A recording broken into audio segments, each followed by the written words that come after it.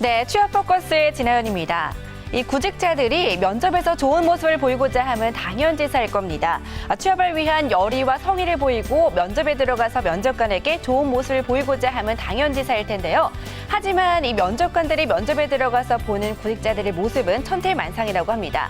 이 구직자들은 면접에 들어가서 어떤 모습으로 면접에 임하고 있을까요? 또 면접관들은 구직자들에게 어떻게 비춰질까요? 오늘 그 유형에 대해서 한번 살펴볼까 하는데요. 자세한 내용 화면으로 함께 만나보겠습니다.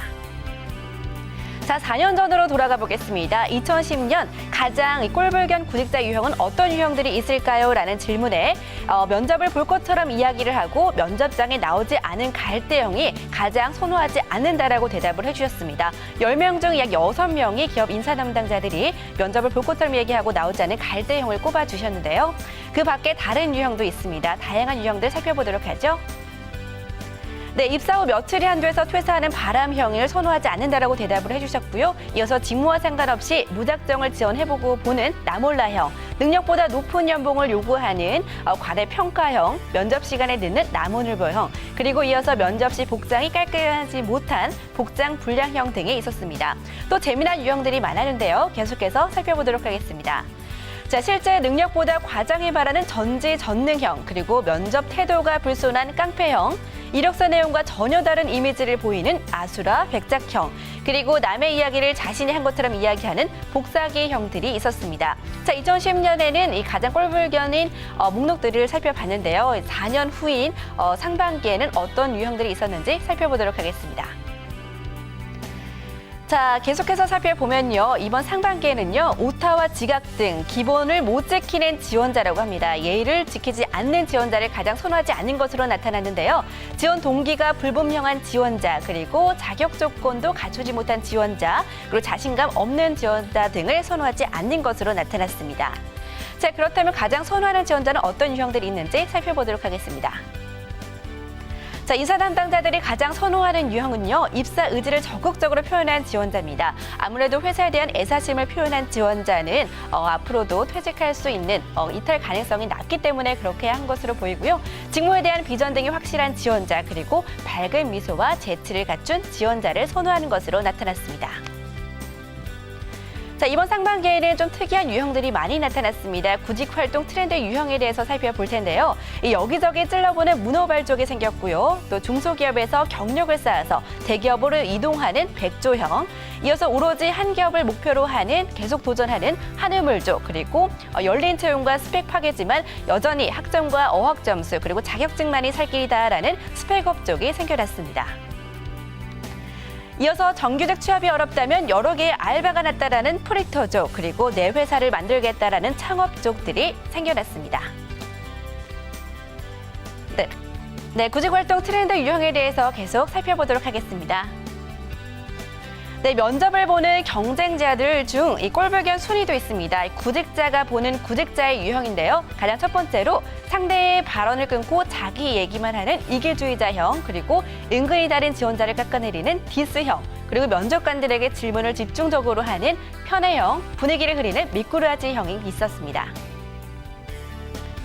자, 잘못된 정보를 말하는 허위사실 유포형, 그리고 부정적인 말을 되풀이하는 투덜이형, 서류 합격할 때마다 유난을 떠는 설레발형, 그리고 취업 정보를 혼자만 알고 있는 밉상형 등이 있었습니다. 자, 취업한 친구 중 가장 얄미운 유형에 대해서 한번 살펴보겠습니다. 위로하는 척 은근히 무시하는 호박씨형이 있었고요. 또 회사 얘기만 계속하는 눈치형, 주변 사람들에게 마음대로 본인 이야기를 하는 오지랖형, 대놓고 무시하는 독설형 등이 있었습니다. 자, 이렇게 구직자가 바라보는 구직자 유형도 살펴봤고요. 면접관이 바라보는 구직자 유형도 살펴봤는데요. 그렇다면 이 구직자가 바라보는 면접관 유형에는 어떤 것들이 있을까요? 가장 피하고 싶은 면접관의 유형입니다.